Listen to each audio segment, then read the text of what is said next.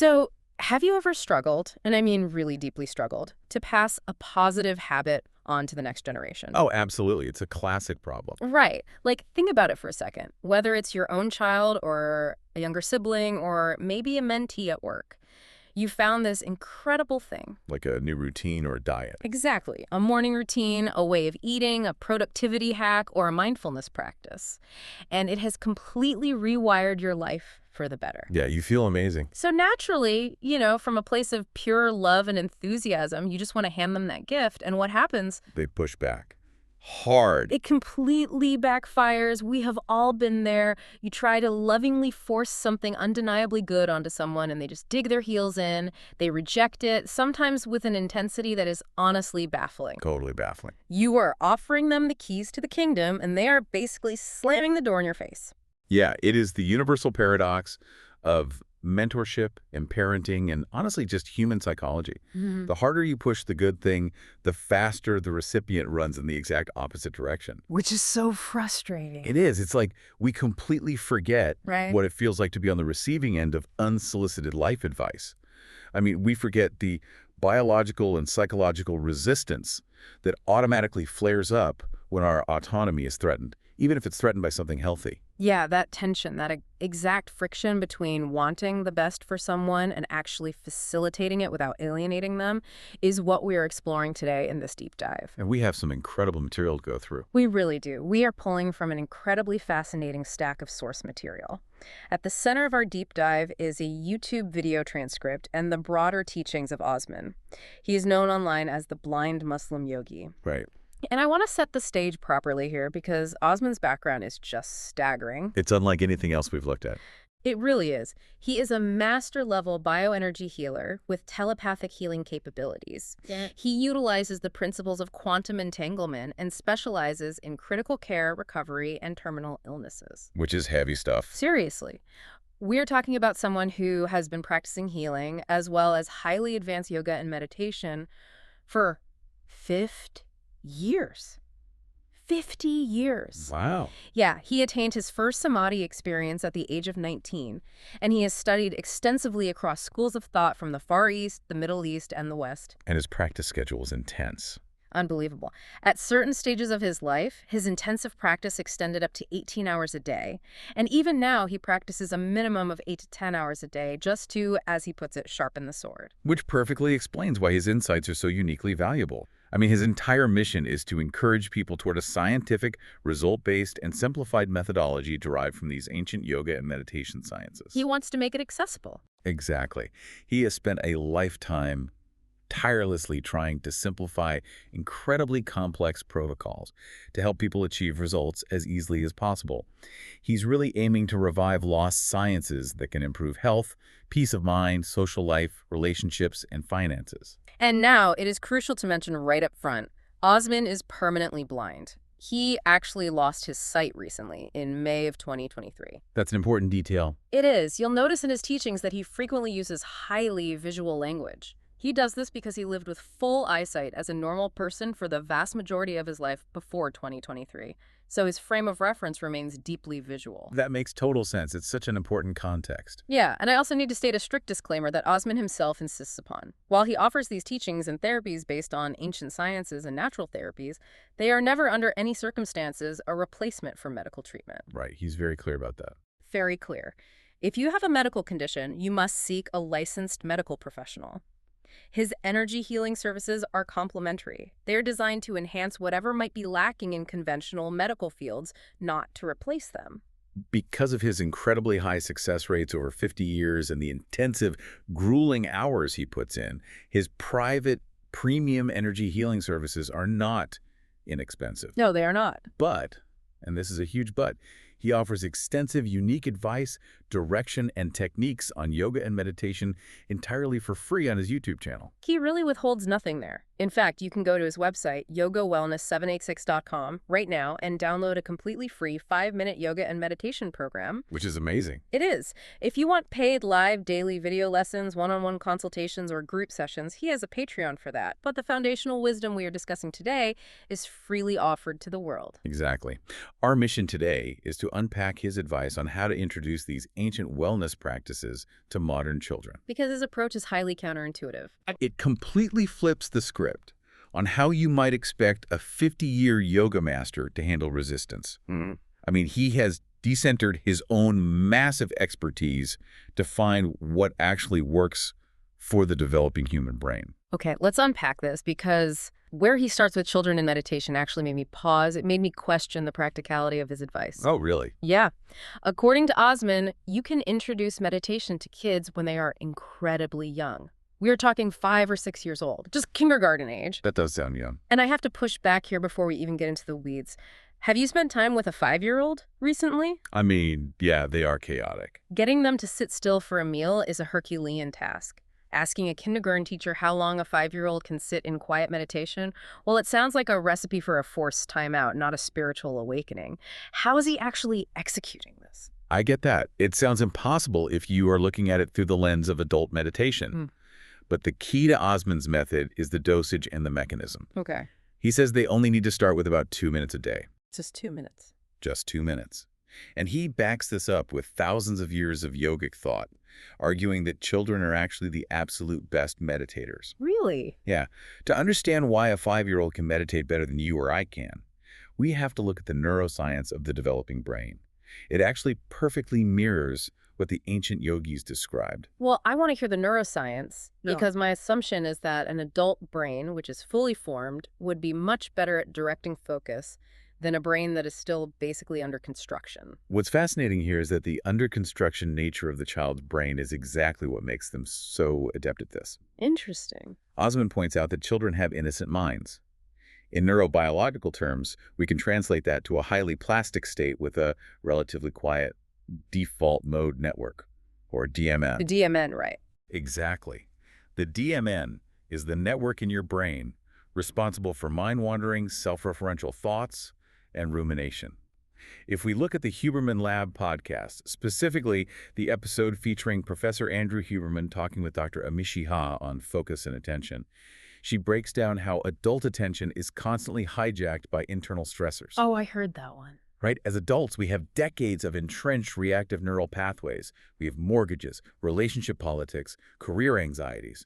Our DMN is highly active and chronically stressed. So an adult sitting down to meditate is basically stepping onto a highway of speeding, anxious thoughts and just trying to hold up a stop sign. Precisely. For adults, meditation is a strenuous process of cognitive unlearning. Unlearning, right. Dr. Joe Dispenza talked about this extensively when he was on the School of Greatness podcast with Lewis Howes. Dispenza emphasized that adults have to actively break the habit of being themselves. Oh, that's a great way to put it. We have to dismantle the stress response and forcefully quiet a mind that has been hardwired for chaos. But a 5-year-old hasn't built that chaotic scaffolding yet. They don't have the conceptual overlay that causes suffering. Okay, that makes sense. When Swami Sarvapriyananda was on Buddha at the gas pump with Rick Archer, he spoke about Vedanta and the pristine nature of awareness before the ego attaches a narrative to every single sensation. That is the innocent mind Osman is referring to. Got it. For a child, 2 minutes of meditation isn't about fighting off anxiety. It's about simply resting in their natural baseline. Well, wait, let me follow that logic to its natural conclusion. If kids are naturally less complicated and their minds are already in this pristine state of innocence, why do they even need a meditation practice in the first place? Ah, that's the real question. Right. If the machinery isn't broken, why are we trying to fix it? Why not just let them run around the yard? That is the exact question that separates reactive parenting from proactive parenting. The answer lies in seeing those 2 minutes, not as a treatment for an existing problem, but as an inoculation against a future one. Like a vaccine? Exactly. It's a preventative structural tool. Let's look at another Huberman Lab episode, the one with Dr. Matthew Walker on sleep and brain plasticity, though the principle applies to waking states too. A child's brain is eagerly building the foundational architecture it will use for the rest of its life. It's a sponge. If you wait until a child is a stressed-out teenager, drowning in exams, puberty, and social media pressures to teach them how to sit still, you are starting from a massive deficit. Their nervous system is already dysregulated. So you're saying that by the time they are teenagers, their default mode network is already running the show? Exactly. But by introducing just 2 minutes of stillness at age 5 or 6, you are establishing a neural pathway, a physical road in the brain associated with calm before the adult complications set in. You are giving them the neurological muscle memory of peace. The great yogi Swami Vivekananda wrote extensively about concentration being the sole key to the treasure house of knowledge, and how early training shapes the instrument of the mind. Which is exactly what Osman is doing. Right. When the inevitable stress of modern life arrives, and it will arrive, these kids already possess the structural foundation to process it. They know where the quiet room in their own mind is, because they've been visiting it for 2 minutes a day since kindergarten. That is so powerful. Dr. Siddharth Warrior, a neurologist who appeared on the Ranveer show, explained how childhood habits literally shape the physical folds of the brain. Osman is ensuring one of those early folds is dedicated to inner stillness. That reframes it completely for me. It's not about turning a kindergartner into a monk. It's about giving them a compass while the weather is still clear so they know how to use it when the hurricane hits later in life. Beautifully put. But if their minds are perfectly primed for this subtle, energetic work, what about their physical bodies? How does a master of yoga, someone who spent 50 years mastering the physical and energetic systems of the human body, get his own kids onto the yoga mat? You would assume his household is essentially an ashram. You really would assume that, but the reality is a masterclass in non-attachment. Osman explicitly warns against the one thing most enthusiastic, wellness-focused parents do. He says, do not force your children into yoga. Really? No forcing at all? None. Yeah. And he is brutally honest about his own family dynamic to prove this point. He shares a deeply personal anecdote about his youngest daughter. Okay. Here's a man who is a master healer, a yoga teacher, someone who understands the quantum mechanics of the human body, and his youngest daughter actively hates yoga and meditation. Wait, she hates it? She absolutely refuses to do it. See, this is where my ego would completely shatter. If I had dedicated 50 years of my life to a practice, achieved samadhi, and understood the literal energetic makeup of the universe, I would have a nearly impossible time accepting my child completely rejecting my life's work. Most people would. I would want to force it, just a little bit, because I know it's good for them. And that urge to force is exactly what Osman is warning against. He doesn't pull rank. He doesn't say, well, under this roof we respect the ancient sciences. Instead, he allows her to reject it completely. Wow, that takes restraint. She prefers modern dancing and a little bit of gymnastics, and he is completely at peace with that. Yeah. He recognizes that children have their own distinct personalities, biological rhythms, likes and dislikes. Which is such a profound subjugation of the ego. It reminds me of the classic teachings of Ramakrishna and Yogananda. Like in Autobiography of a Yogi, Yogananda constantly highlights that a true guru doesn't conquer a student's will. They simply offer the light. That's a great connection. But practically speaking, how does he influence them at all if he refuses to enforce his own rules? Through the psychology of modeling versus mandating. He mentions that his older children naturally joined his practice over time. Really? How? Because he simply modeled the behavior. They attended his classes willingly, but there was never a mandate. If you look at Simon Sinek's appearance on The Diary of a CEO with Stephen Bartlett, Sinek talks about leadership not as being in charge, but taking care of those in your charge through observable action. So they just watched him do it. Yes, Osman is leading his family exactly like that. I think the best way to visualize the mechanism of this is to think about how you interact with a cat. A cat. Okay, I'm listening. If you try to force a cat to play fetch, like if you grab its paws, shove the tennis ball in its face, and command it to be a dog, you are going to make both of you miserable. Oh, absolutely. The cat is going to become highly stressed, you're going to get scratched, and that tennis ball will forever be associated with trauma. The mechanism of modeling is more like casually tossing a really interesting, crinkly toy into the middle of the room, sitting back on the couch, and just letting the cat discover it on its own terms. You create the environment, but you leave the autonomy entirely intact. That is a phenomenal analogy for the mechanism of psychological reactance. Reactance. Yeah, reactance is a well-documented psychological phenomena where people experience a strong negative emotional response when they feel their behavioral freedoms are being threatened. Ah, so it's a real biological pushback. Exactly. When you force a child to do something, especially something intimately tied to their physical body and mental state like yoga, you make them out of sync with their own developing minds. That's Osman's exact phrasing. You are overriding their internal compass. That makes total sense. When Sadhguru was on the Ranveer show, he spoke passionately about not imposing rigid, adult-like structures on the natural exuberance of youth, because doing so breaks their innate joy. And the long-term consequences of breaking that joy are severe, aren't they? Incredibly severe. Forcing kids makes their highly impressionable minds associate wellness with control, coercion, and resentment.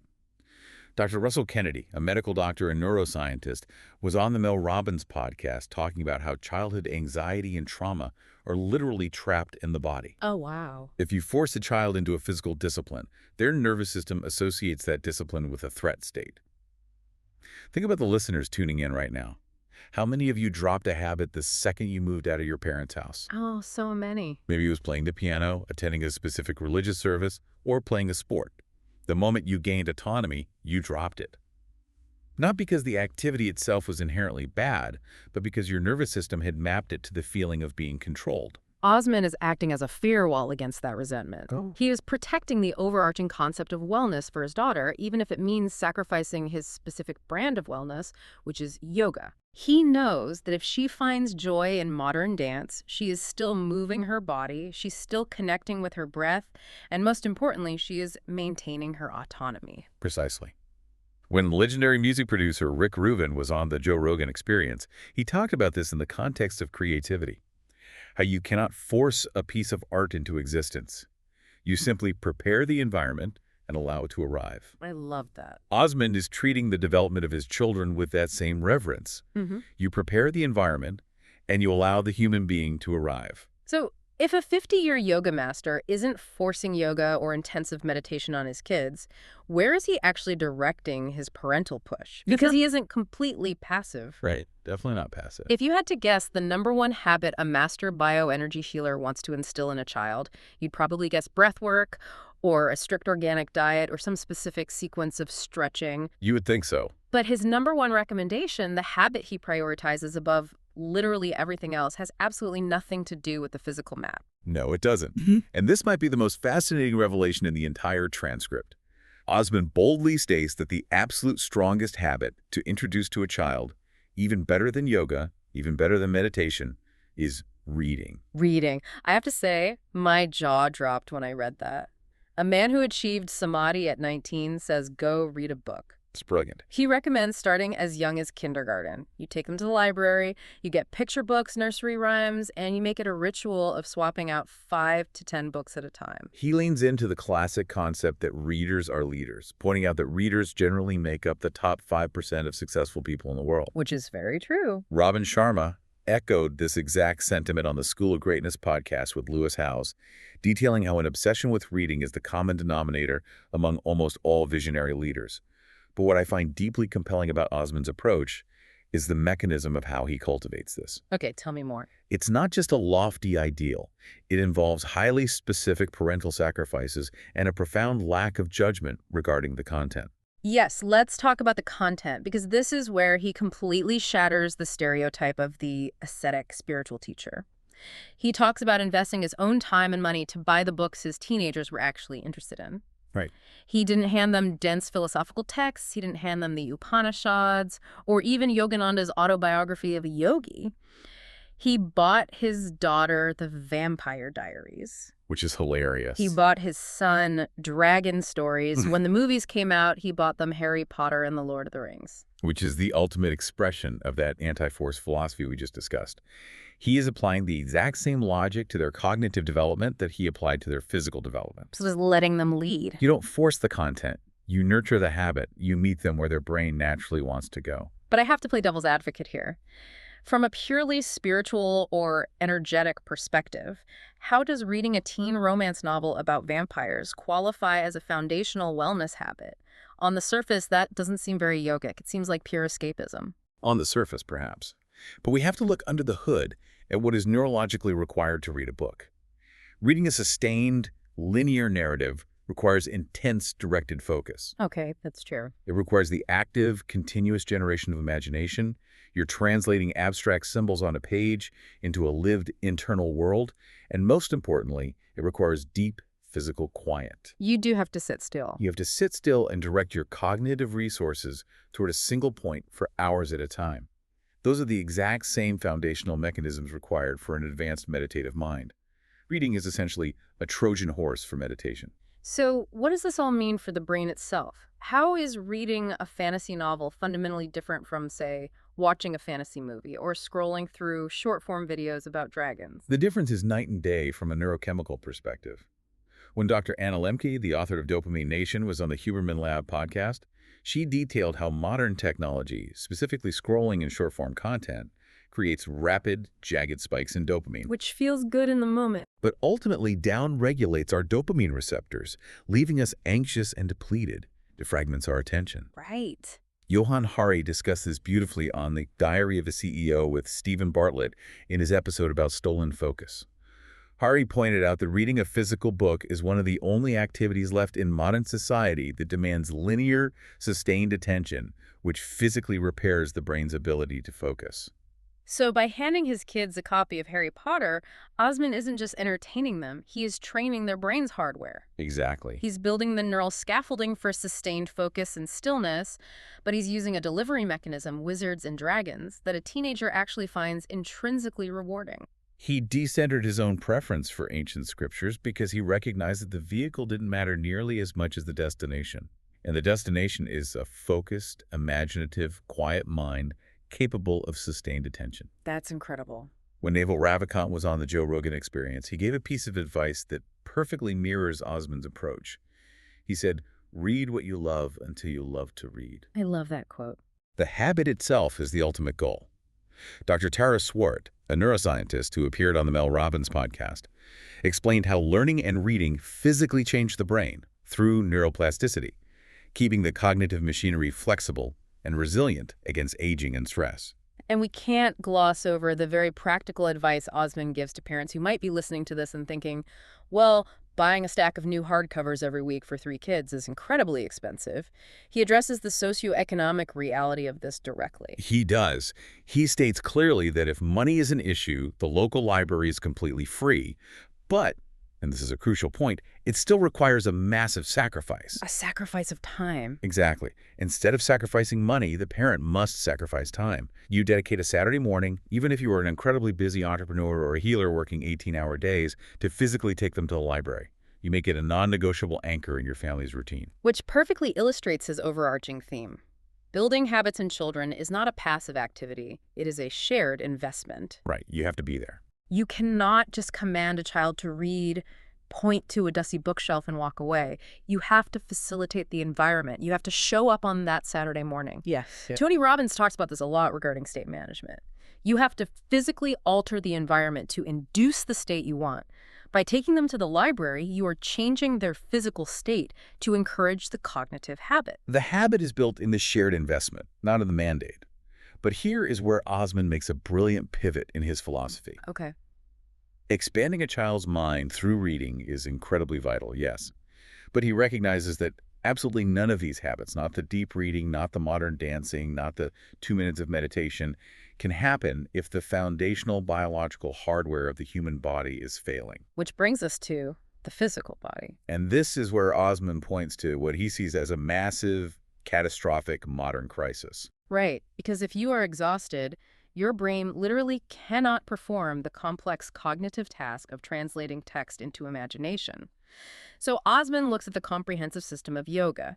He views it not merely as stretching, but as a holistic architecture that incorporates diet, hydration, and crucially, sleep. Deepak Chopra talks about this holistic alignment all the time. Exactly. In fact, Osman elevates sleep above almost everything else, considering it the single most important activity for health and state of mind. He sounds genuinely alarmed in the transcript. He notes with shock that young kids today are routinely awake at 11 p.m. or even midnight. Which is crazy for a kid. It is. He's looking at modern parenting and seeing a systemic failure in basic sleep hygiene. To highlight how drastically things have changed, he contrasts this modern reality with his older children's generation, where an 8 p.m. bedtime wasn't just a suggestion, it was an ironclad standard. An 8 p.m. standard. And he references this old nursery rhyme, Wee Willie Winkie, to illustrate how culturally ingrained this used to be. Oh, I remember that rhyme. It's about a character running through the town in his nightgown, tapping on the windows, crying at the locks, making sure all the children are in their beds by 8 o'clock. That's the one. It's such a fascinating cultural touchstone to bring up because it reveals a massive shift in how we parent. How so? Well, it shows that putting kids to bed historically wasn't just an isolated private struggle inside a single household. It was a collective societal expectation. Oh, I see what you mean. The whole town, the culture itself, agreed. At 8 p.m., children are asleep. The environment supported the parents. Today, we have completely dismantled that collective enforcement. We have iPads glowing at all hours, parents working late, 24/7 entertainment. Now a kid going to bed at 8 p.m. feels almost like an anomaly, or like the parents are being draconian. And Osman points out the severe biological necessity of reclaiming that standard. He states unequivocally that children need 10 to 11 hours of sleep, for instance, from 8 p.m. to 6 or 7 a.m. for healthy psychological development. 10 to 11 hours. Yes. This isn't just about ensuring they aren't cranky at breakfast. This is about their brains physically recovering. When Dr. Matthew Walker was on Huberman Lab, he explained sleep architecture in terrifying detail. Deep sleep is when the brain literally washes out neurotoxins, and REM sleep is when emotional regulation and memory consolidation occur. So if they don't sleep, they don't wash the brain. If a child is staying up until midnight, you are chemically depriving their brain of the ability to emotionally regulate. You are building a brain prone to anxiety and depression. Dr. Mary Claire Haver discussed similar systemic health impacts on the Mel Robbins podcast, emphasizing that without sleep, every other biological intervention is essentially useless. So sleep is the non-negotiable bedrock. But what makes Osman's perspective so utterly unique and honestly so refreshing is how he balances the strict, immovable biological requirement with an incredible degree of modern leniency during their waking hours. It's a huge contrast. Because beyond fiercely protecting their sleep, he exposes his kids to a massive, wild variety of activities. Yes, the diversity of input he provides is staggering. He talks about getting them into golf with a professional coach. He encourages cycling, fitness, hiking, sport shooting. That's a lot of action. And then he mentions the one thing that completely shatters the stereotype of the Eastern mystic. He explicitly states that he bought them PlayStation games for their rooms. Here's where it gets really interesting. Because the stereotype of a master yogi, especially one who has achieved samadhi and heals through quantum entanglement, is someone who shuns all technology. Right, someone sitting in a cave.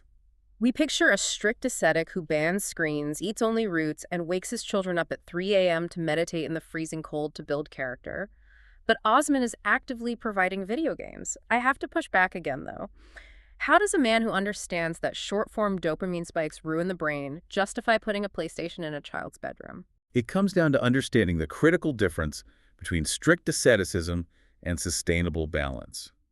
Osman is fiercely against what he calls an imbalanced life. He actively criticizes the idea of forcing kids to wake up at ungodly hours like 3 a.m.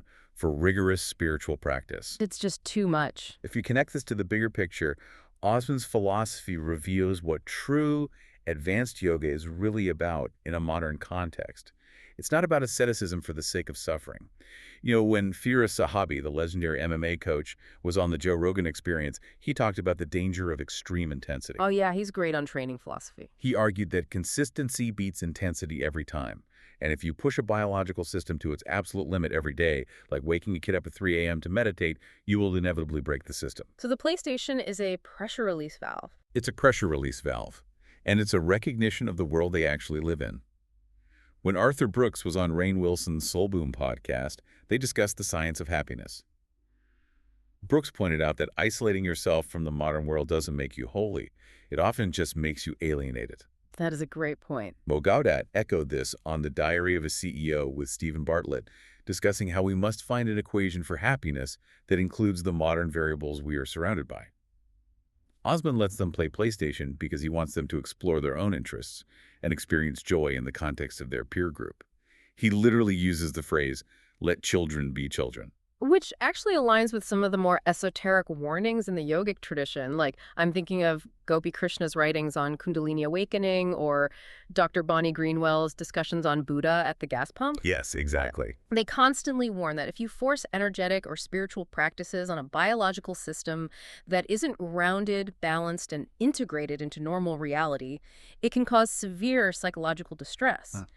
Osman is grounding them. He's making sure they have friends, play golf, read fantasy novels, and play video games so they don't become ungrounded, detached ascetics. Exactly. He is prioritizing their holistic integration into the modern world over dogmatic adherence to ancient routines.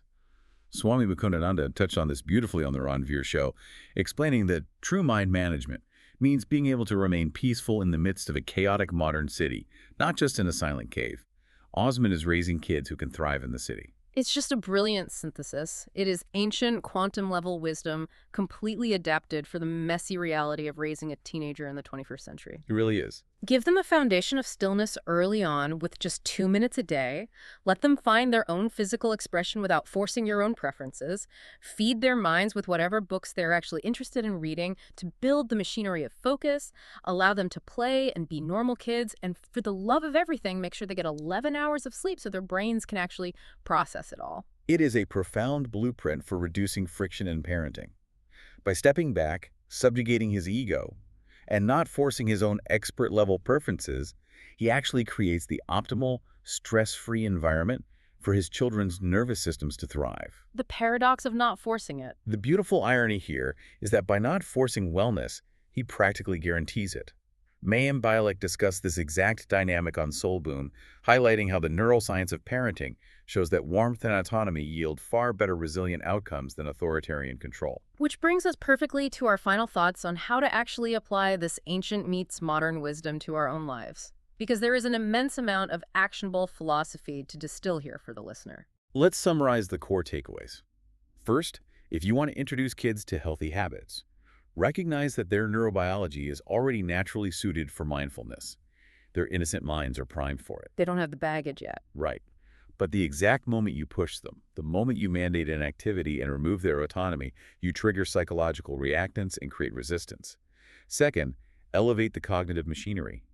Prioritize reading over rigid physical disciplines, and be willing to sacrifice your time and your money to support their actual interests, even if those interests are fantasy novels about dragons. Because the mechanism of focus matters more than the content. Exactly.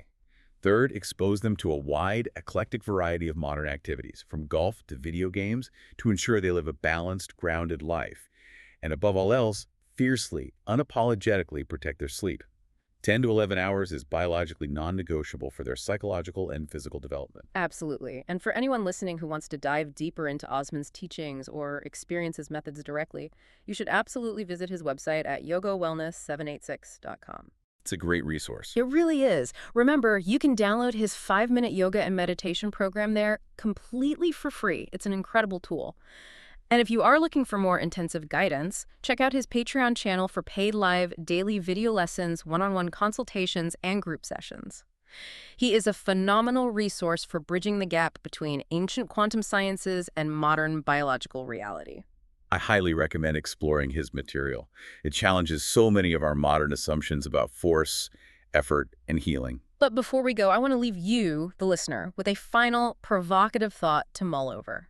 We've spent this entire deep dive talking about how to manage kids, but let's turn the mirror back on you. This is the hard part. Osman, a lifelong practitioner, a bioenergy master, freely admits that reading a fiction book is a more vital early habit for a child than his own 50-year specialty of yoga. He decentered his own expertise. I want you to think about how you cultivate habits in yourself and those around you using a different metaphor. Think of a plant. Okay, a plant? When we want a plant to grow, we don't grab the leaves and violently pull them upward.